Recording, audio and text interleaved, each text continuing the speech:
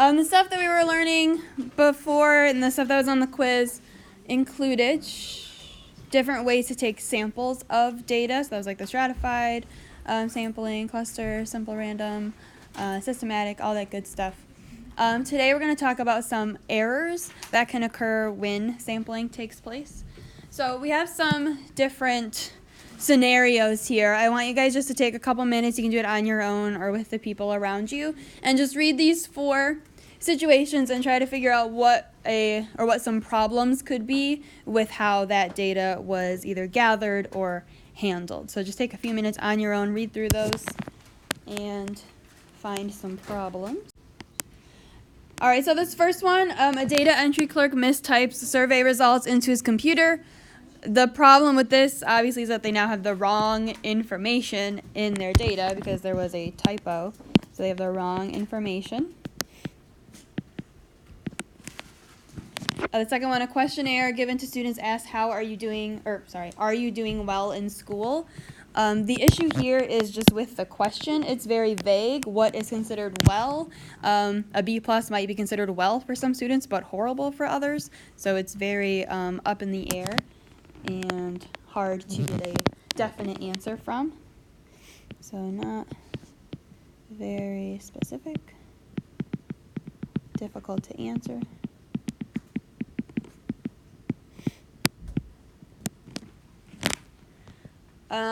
The next one, of 1,200 surveys sent out in a study, only 17 are returned. Obviously, if their hope was to have 12,000 responses and their population was not 12,000, 1,200, having only 17 returned is a very small sample in comparison. So it's not going to be a very good representation. Not a good representation.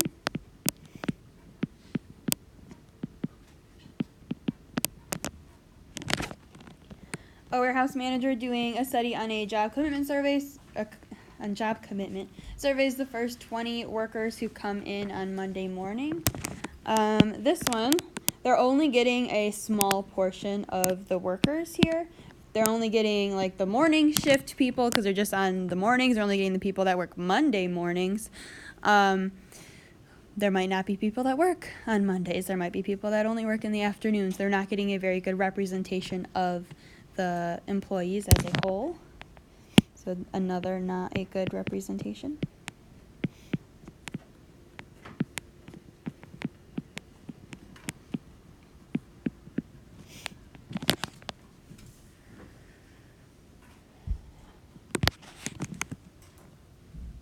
Okay, so there's 2 different types of errors. The first is a sampling error.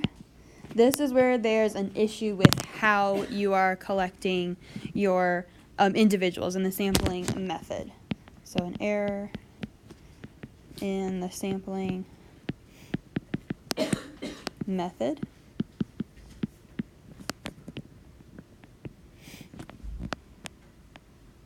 Okay, so of those examples up above, that would be like these last 2, right? You did a convenience survey, you sent things out, and they had a choice to respond or not.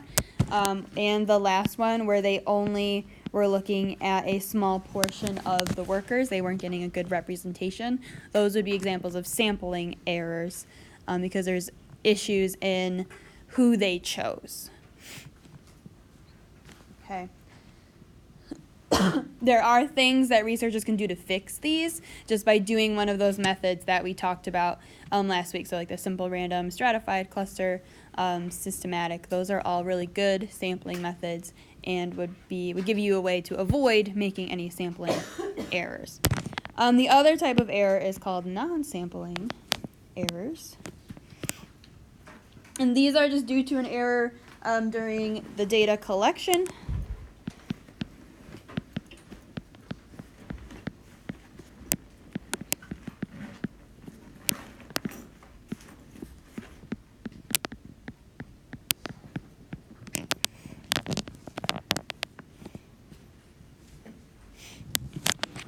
So non-sampling errors would be like you chose the people who you're going to talk to just fine. You use like a systematic sample or one of those good ones. And you have a good representation of people to talk to. But these non-sampling errors occur then when you go to do your survey, like how you're asking the questions, who you're sending to ask the questions, things like that. So examples of non-sampling errors would be like the first two here. Obviously, this one's just making a mistake entering data. It's a non-sampling error. They probably got good data, they had a good representation, but then they just made a typo. Or the second one, where the question is very vague and hard to answer. So those are examples of non-sampling.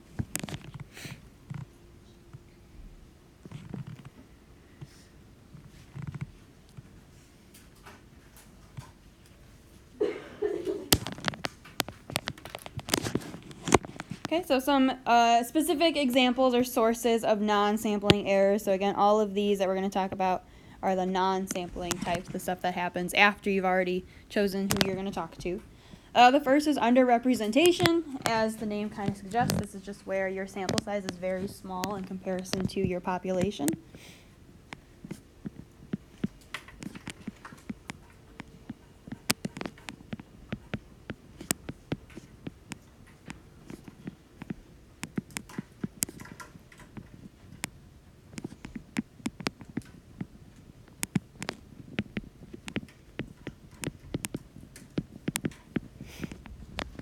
And this is just relative. It kind of depends on the situation. Like a sample size of 5 might be a good sample size if your population was only 25 people. But if your population was 2,500 people and you only got 5, that would be an underrepresentation. You don't have enough people to really say you have a good representation of your population. So example, these would be public opinion polls. A lot of the ones where people can choose to participate can cause for underrepresentation. Kind of along the same line is non-response. This is just where you mail out the surveys and people just don't respond, or you email them, people don't respond. You call to ask them a question and they don't pick up. They're not responding.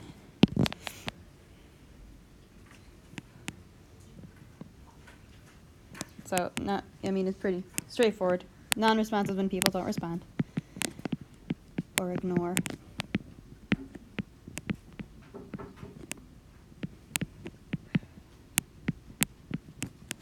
So maybe they didn't want to, the interviewer couldn't reach them.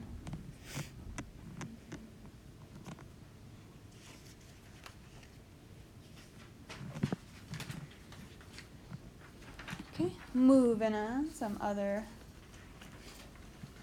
examples of non-sampling errors would be misrepresented answers. This could be the people that you're asking are lying to you, or they're making stuff up.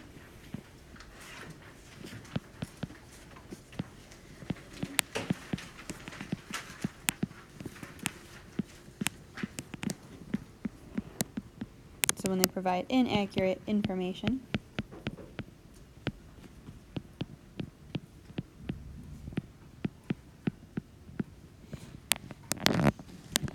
So again, this can come from them just lying, like if they don't want to tell the truth, or if they're just guessing, they didn't want to do the work to figure out their actual answer, so they just made a guess.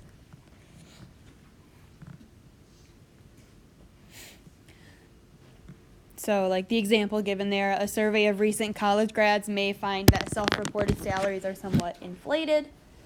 That'd be if they just asked you, hey, you just graduated, how much money are you making? They might exaggerate a little bit to make it seem like, yeah, see, I'm not in debt forever, I'm making some money. So just people can be untrustworthy sometimes. Our next one is data checks. This would be like that first issue on the front page where we just had a typo in the data. Everything could have been gathered correctly and everything was asked correctly. There was just a typo when entering data. So errors made during data entry.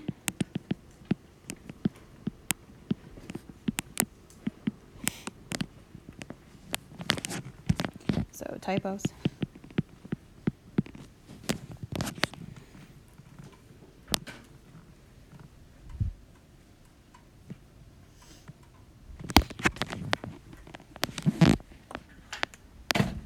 The next one is questionnaire design. So this comes from like that poorly worded question. That would be an example of one of these issues. There are kind of two types of questions that you can ask on a questionnaire. One is an open question. It's also like a short answer where people can write in whatever response they want.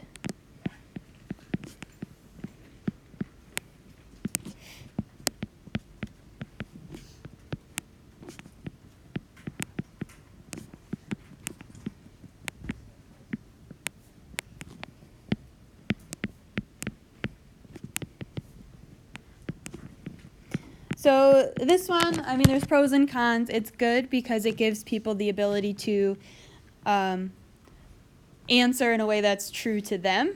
So they don't have to try to find a generalization that they would in a multiple choice. They can write exactly what they want to write. But an issue is that with open questions, you will get a very wide variety of answers. And so you might have a lot of different things, and it's kind of difficult to organize that data. So there's pros and cons. You'll get a variety of answers because everybody could answer something different responses.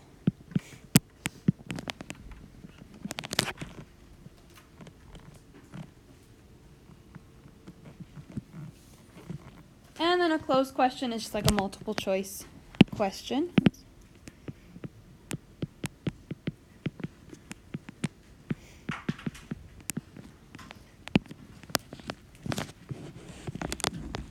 So it's multiple choice. You give them choices to choose from. This is good because it makes it easier to gather your data. Like you only have 4 different responses, like for the example there. So you provide, options are provided.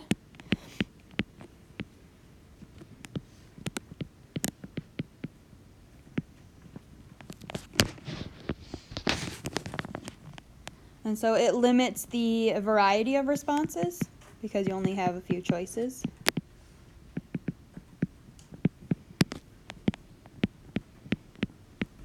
Which is good, so it makes it a little easier for you to analyze your data. However, it also restricts the survey taker. So they might not see the answer that they really want to say as one of the choices, so then they have to kind of guess or get something that's close, and it might not be 100% accurate to them. So it restricts the survey taker. So there's pros and cons to both. It really just depends on the type of questions that you're asking. Some are better suited for open-ended, some are better suited for closed.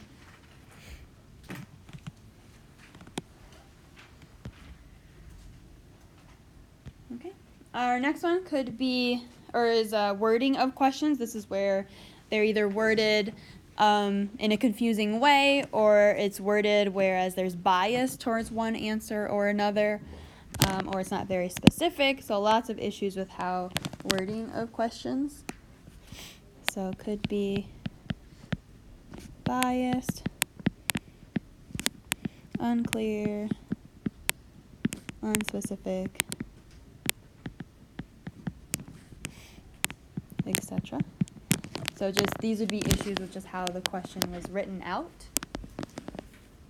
Not even the type of question, not necessarily that it's open or closed, just how is the question worded. So for example, like the issue that we had in those first 4 at the beginning of the notes, the how much do you study? Oh no, that was a different question. But this one, how much do you study? Again, it's very vague. Is it talking about daily, weekly, for a test, for a certain subject? So rewriting it, you just have to be very specific and asking what you want. So it could be how many hours do you study a day? And we could do like for math. Like you could specify a topic, or you could say for all your classes, or just for science. So being very specific about your answers. And we will pick up. So the last example of a non-sampling error, so remember those are issues with how the data is being collected, not who you're gathering the data from. The last issue there would be an interviewer error. This is where there's an issue either with how the person is asking the questions or who is asking the questions. So error with how questions are being asked.